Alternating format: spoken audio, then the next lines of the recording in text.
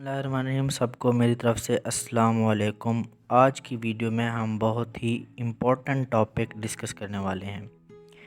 बहुत से तलबा को, बहुत से स्टूडेंट्स को ये परेशानी होती है, ये कन्फ्यूजन होती है कि हम पढ़ाई के लिए टाइम कैसे निकालें। ठीक है, पढ़ाई के लिए टाइम कैसे मैनेज करें, पढ़ाई को किस तरह टाइम दें, किस तरह से दूसरी मसरूफियात को तर्क करके पढ़ाई को टाइम दें, पढ़ाई में इंटरेस्ट कैसे पैदा करें। तो एक कहावत है, मतलब लोगों के दरमियान बहुत आम है, जैसे कि लोग कहते हैं टाइम ना ज़ाया करो, टाइम कीमती है, वक्त ना ज़ाया करो, वक्त कीमती है। लेकिन मेरी नज़र में, in my point of view, वक्त ज़िंदगी है। ठीक है, अगर आप ये तय कर लेते हो कि वक्त को किस तरह से गुजारना है, कि आया पॉजिटिव चीज़ें करनी हैं या नेगेटिव चीज़ें करनी हैं, अगर ये चीज़ आप सीख जाते हो तो आप बहुत ही सक्सेसफुल इंसान बन सकते हो। तो चलें जी, आज हम अपने टॉपिक की तरफ आते हैं कि how to manage time for studies. What is time management, time को किस तरह मैनेज करें। स्टडीज़ के लिए टाइम निकालने के लिए नंबर 1 पॉइंट है कि मेक अ टाइम टेबल। अपना टाइम टेबल बनाएं। इसका मतलब है कि अपनी पढ़ाई के लिए टाइम टेबल बनाएं कि फ़लाँ टाइम में मैंने फ़लाँ सब्जेक्ट को टच करना है, फ़लाँ टाइम में मैंने फ़लाँ सब्जेक्ट पढ़ना है, फ़लाँ टाइम में मैंने केमिस्ट्री पढ़नी है, फ़लाँ टाइम में मैंने फ़िज़िक्स पढ़नी है, फ़लाँ टाइम में मैंने इंग्लिश पढ़नी है, और हर सब्जेक्ट को कितना कितना टाइम देना है। ये होता है टाइम टेबल, यानी अपने आप को रेगुलर करना, कि अपने आप को आप लोगों ने रेगुलर करना है, टाइम टेबल बनाना है। नंबर 2 पे आता है सेट गोल्स, यानी आपने गोल सेट करने हैं। गोल सेट से मुराद यहाँ पे ये है कि आपने ये तय करना है कि भाई इस सब्जेक्ट को मैंने इतना टाइम देना है और इस सब्जेक्ट की मैंने इतनी चीज़ें तैयार करनी हैं। आया वो टेस्ट के लिए तैयार करें, क्विज़ के लिए तैयार करें या होमवर्क मिला हो, लेकिन अपना गोल्स बनाएं कि भाई इस चीज़ को मैंने इतना तैयार करना है, इस सब्जेक्ट को मैंने इतना टाइम देना है। ठीक है, फ़लाँ सब्जेक्ट को मैंने 1 घंटा देना है, केमिस्ट्री को मैंने 1.5 घंटा देना है, फिज़िक्स को मैंने 30 मिनट देने हैं। हर सब्जेक्ट की अपनी इम्पोर्टेंस है, हर सब्जेक्ट की अपनी अहमियत है। तो उस अहमियत के हिसाब से भी आप गोल सेट कर सकते हैं कि मैंने फ़लाँ सब्जेक्ट को इतना टाइम देना है, यानी अपने गोल्स को सेट करना है पढ़ाई से रिलेटेड, स्टडीज़ से रिलेटेड। नंबर 3 पॉइंट है make your studies A first priority. अपनी पढ़ाई को पहली तरजीह बनाएं। इसका मतलब कि कोई भी, अगर आपने गेम्स खेलनी हैं, टीवी देखनी है, अपने फ्रेंड के साथ बातें करनी हैं, ये मतलब कि ये आपको मैं पूरा ज़ोर नहीं दे रहा कि भाई आप अपने फ्रेंड के साथ बातें ना करें, गेम ना खेलें, आप करें, लेकिन अपनी स्टडीज़ को फ़र्स्ट प्रायोरिटी पे लाएं कि भाई मैंने आज का होमवर्क करना ही करना है। चाहे मैं आज गेम चले नहीं खेलता, मैं आज टीवी नहीं देखता, आज मैं अपने फ्रेंड्स के साथ नहीं मिलता, लेकिन मैंने अपनी पढ़ाई को भी टाइम देना है। आज मैंने अपना होमवर्क लाजमी करना है। इसका मतलब अपनी स्टडीज़ को make your studies a first priority. अपनी स्टडीज़ को फर्स्ट प्रायोरिटी पे रखें। ठीक है, उस स्टडीज़ के बाद अपनी बाकी चीज़ों को ले आएँ सामने कि भाई स्टडीज़ जब मेरी कंप्लीट होगी, जब मैं अपना होमवर्क कर लूँगा, तब मैं ये कर सकता हूँ, मैं गेम कर सकता हूँ, मैं टीवी देख सकता हूँ, अपने फ्रेंड के साथ बातें कर सकता हूँ, या सोशल मीडिया पे कुछ गेम्स वगैरह खेल सकता हूँ। ठीक है, यानी अपनी स्टडीज़ को आपने फ़र्स्ट प्रायोरिटी पे लेना है। तो अब टाइम मैनेजमेंट की तरफ आते हैं। टाइम मैनेजमेंट के लिए एक बहुत ही इम्पॉर्टेंट फार्मूला मैं आप लोगों से आज डिस्कस करने वाला हूँ। वो फार्मूला है 4D फार्मूला। ठीक है, ये काफ़ी अरसे से राइज है, बहुत से लोग इसको फॉलो करके अपनी ज़िंदगियों को कामयाब बना चुके हैं, बहुत से लोग अपनी सक्सेसफुल ज़िंदगी गुजार रहे हैं इस फार्मूले को लेके। ठीक है, ये यानी टाइम मैनेजमेंट का यही फार्मूला है कि भाई 4D फार्मूला अब आप इस्तेमाल करें, आप 4D फार्मूला को यूज़ करें तो आप टाइम मैनेजमेंट में टाइम मैनेज कर सकते हैं, अपने लिए टाइम निकाल सकते हैं। एक और इम्पोर्टेंट बात कि टाइम मिलता नहीं है हमें ना, टाइम चीज़ों के लिए नहीं मिलता, बल्कि हमें टाइम खुद निकालना पड़ता है।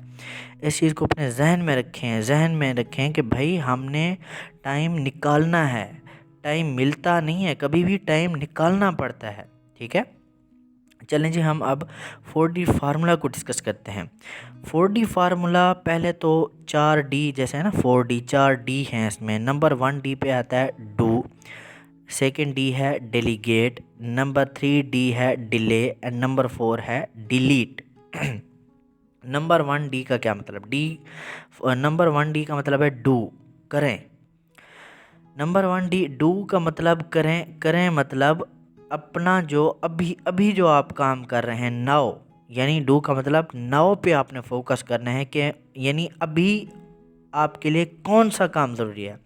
इसकी मैं आपको एग्जांपल देता हूँ कि इस डू से क्या मुराद है। मिसाल के तौर पर अगर कोई कस्टमर आपके पास आ जाए कोई चीज़ लेने, आप शॉपकीपर हैं, तो आप बजाय उसे चीज़ देने के, वो चीज़ आप सेल करने के, तो आप क्या करते हैं कि घर की तरफ चल पड़ते हैं। जी घर से फ़ोन आ गया तो फ़लाँ काम ये नहीं, बल्कि आपके पास कस्टमर आ गया तो पहले आप उसको हैंडल करें। ये होता है डू, यानी जो काम अभी करना है, जो काम नाउ पे डिपेंडेंट है, आप अभी उसको करें, बाकी काम को छोड़ दें। ठीक है, पहले ये डू, डू पहले अपना वो काम करें जो अभी इम्पोर्टेंट है, बाकी काम आगे देखेंगे। नंबर सेकंड डी पे आता है डेलीगेट। डेलीगेट का मतलब डेलीगेशन होता है ना, वफ्द, मतलब मजमुआ हजूम लोगों का। डेलीगेट मतलब कि अगर आप अपनी पढ़ाई में मसरूफ़ हैं, किसी यूज़फुल काम कर रहे हैं, कोई अपनी मतलब पॉजिटिव एक्टिविटी कोई कर रहे हैं, तो आप ऐसा करें जो आपके बहन भाई हैं, फैमिली वाले हैं, फ्रेंड्स हैं, चलें फ्रेंड्स कह लें, हॉस्टल हॉस्टल में तो फ्रेंड्स भी हो सकते हैं ना, तो फ्रेंड्स हैं, फैमिली वाले हैं, तो आप उनको ना काम अपना दे दें। फॉर एग्ज़ाम्पल आप उनको अपने कपड़े इस्त्री करने के लिए दे सकते हैं, ताकि आप उन्हें कह दें कि भाई मैं आज, मेरा कल पेपर है, मेरा क्विज़ है या मेरा फ़लाँ है, मैंने होमवर्क करना है, तो आप ऐसा करें कि प्लीज़ मेरी हेल्प कर दें, आप कपड़े मेरे प्रेस कर दें, मैं तब तक थोड़ा सा पढ़ लेता हूँ। ठीक है, कपड़े इस्त्री करवा लें या फिर आप कपड़े उनसे धुलवा लें, इस तरह के काम, यानी उनको काम बांट दें। वो भी इस सूरत में कि अगर कोई आप पॉजिटिव एक्टिविटी कर रहे हैं, तब आप डेलीगेट का ऑप्शन इस्तेमाल कर सकते हैं कि दूसरे लोगों को आप हेल्प करने के लिए कह सकते हैं। नंबर 3D है डिले। डिले का मतलब कि वो काम जो अभी इम्पोर्टेंट नहीं है, अब उनको डिले कर सकते हैं। ठीक है, नंबर 3D पे है डिले, तख़ीर करना।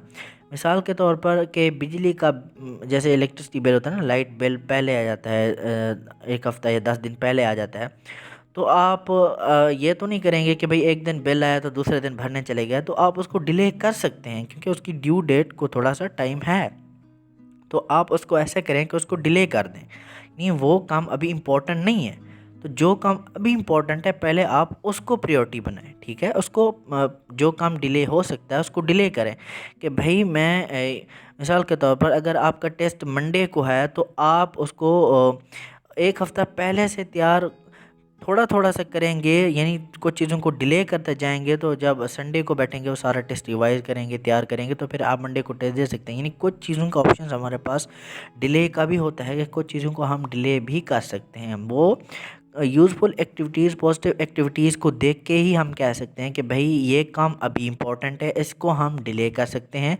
या ये काम हम बांट सकते हैं दोस्तों के साथ, अपने फैमिली मेम्बर्स के साथ, सिबलिंग्स के साथ, कि भाई आप ये मेरा काम प्लीज़ कर दें। उनको दरख्वास्त कर सकते हैं कि मैं भाई ये पॉजिटिव एक्टिविटी कर रहा हूँ, मैं पढ़ाई कर रहा हूँ, मैं होमवर्क कर रहा हूँ, मैं अपनी असाइनमेंट्स बना रहा हूँ, मैं क्विज़ तैयार कर रहा हूँ, मेरा कल पेपर है फ़लाँ फ़लाँ, तो आप उनको डेलीगेट कर सकते हैं। नंबर 4D पे आता है डिलीट। डिलीट का मतलब उड़ा देना, ख़त्म कर देना।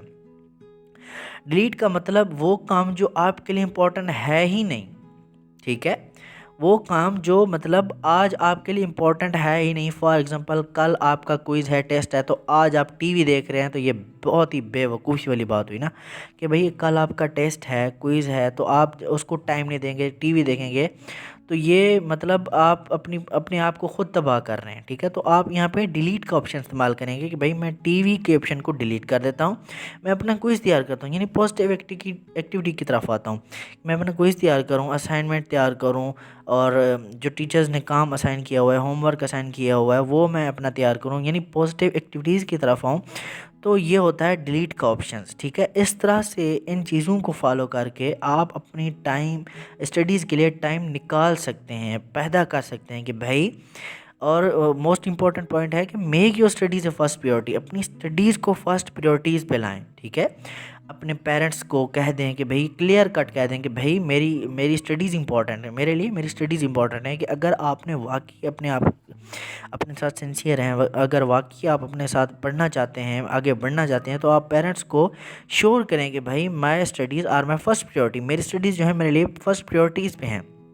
यानी मैंने अपनी स्टडीज़ को पहले टाइम देना है, फिर मैंने बाकी चीज़ों को टाइम देना है। और ये 40 फार्मूला यूज़ करके तो आप बहुत ही अच्छी कामयाबी अपनी लाइफ में हासिल कर सकते हैं, स्टडीज़ में हासिल कर सकते हैं, अपनी प्रैक्टिकल लाइफ में हासिल कर सकते हैं, प्रोफेशनल लाइफ में अपनी बड़ी कामयाबी हासिल कर सकते हैं। तो ये थी हमारी आज की वीडियो, जिसको हम इन चीज़ों को फॉलो करके हम अपनी स्टडीज़ के लिए टाइम निकाल सकते हैं, टाइम पैदा कर सकते हैं, ठीक है। और in the end thank you so much all of you.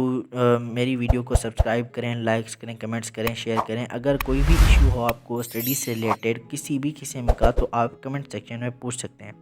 Thank you so much all of you, God bless you.